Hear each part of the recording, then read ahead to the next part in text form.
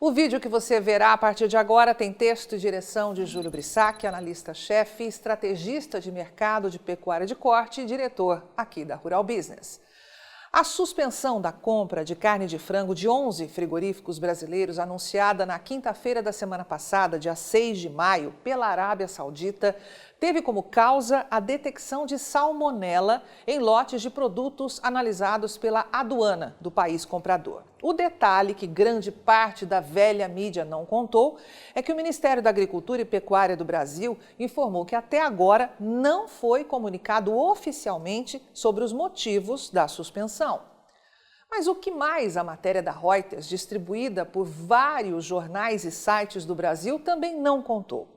Não contou que a presença de salmonela acima dos níveis mínimos tolerados pelos árabes ou qualquer outro país varia muito. E sim, pode ser usada como manobra comercial para tentar, por exemplo, renegociar contratos por preços mais baixos nos países exportadores, como sempre alertou a Rural Business aos seus assinantes.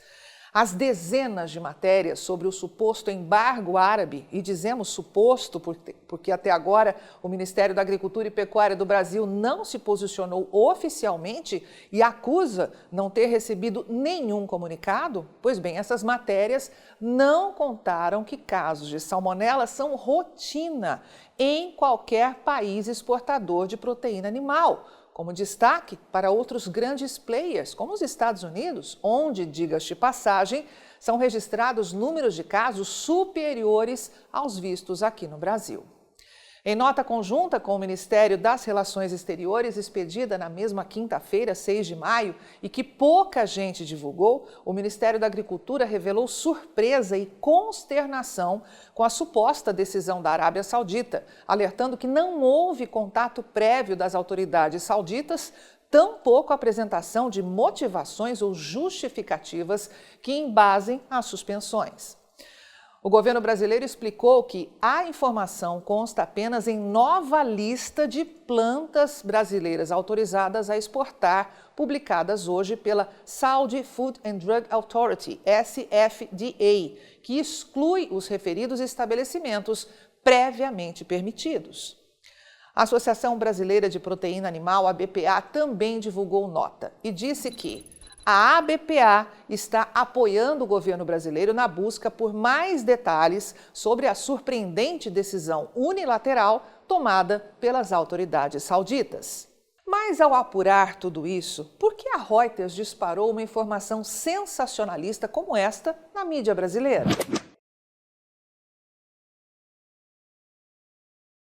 Bem, para quem não sabe, a salmonela é uma bactéria na qual se enquadram mais de 2.600 micro-organismos. E é comum que esteja presente em carnes de aves, mas com limite de tolerância para contaminações, o que pode mudar a depender do nível de exigência sanitária do país. Para Júlio Brissac, no caso da Arábia Saudita, o país tem elevado esses padrões desde o início da pandemia. Ou seja, tal medida pode sim ser apenas um viés comercial oportunista, como sempre alertamos, estando dentro do que batizamos aqui na Rural Business de Corona Money. Brissac lembra ainda que é preciso atenção redobrada para as 11 supostas suspensões anunciadas na matéria da Reuters, pois 7 estão relacionadas a unidades controladas pela JBS, um frigorífico que, se de fato o suposto embargo for oficializado, pode até ter prejuízo zero, já que consegue cobrir a tal suspensão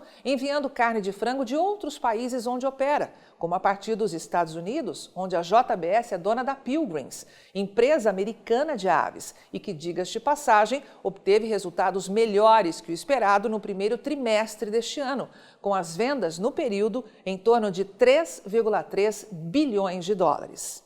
Mas para a pequena Vibra Agroindustrial, que teve 3 unidades suspensas pela Arábia Saudita, e da Agroaraçá, com um frigorífico vetado, o peso de uma diminuição de receita seria muito forte, caso algum, digamos, espertinho comercial esteja, na verdade, usando tudo isso para retirar ainda mais médios e pequenos frigoríficos de aves exportadores do mercado brasileiro.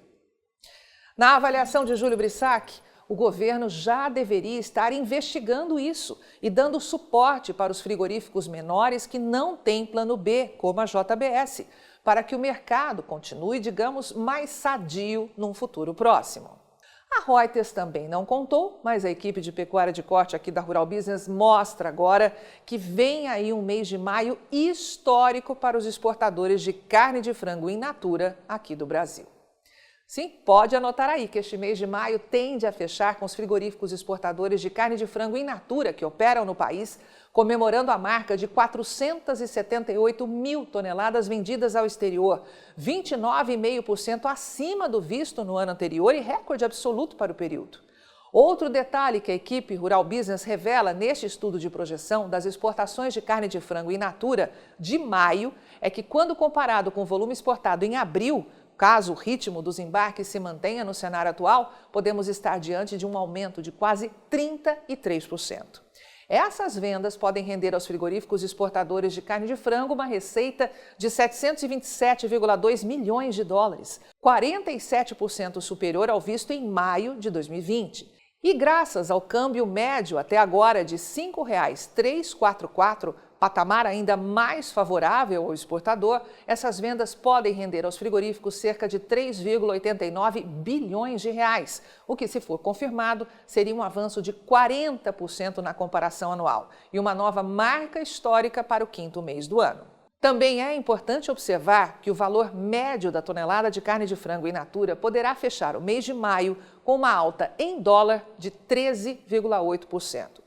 Já que em maio do ano passado, o mesmo produto era negociado por $1.336 e agora por $1.521. Mas nosso assinante sabe que o importante mesmo para o exportador é o que está na imagem ao lado, o valor da tonelada em moeda nacional, e que pode encerrar o mês de maio no patamar de R$ 8.130, podendo confirmar uma alta de 8,3% e se traduzir no maior patamar da história. E aí, diante de tudo o que você acabou de ver, acha que estamos ou não diante de mais um caso de Corona Money no mercado da carne de frango aqui do Brasil? E aí, vai ficar sem ter acesso às informações diárias para os mercados de grãos e proteína animal da Rural Business? Acesse agora mesmo ruralbusiness.com.br. Pacotes de informação a partir de R$ 9,90 por mês. Rural Business, o amanhã do agronegócio, hoje.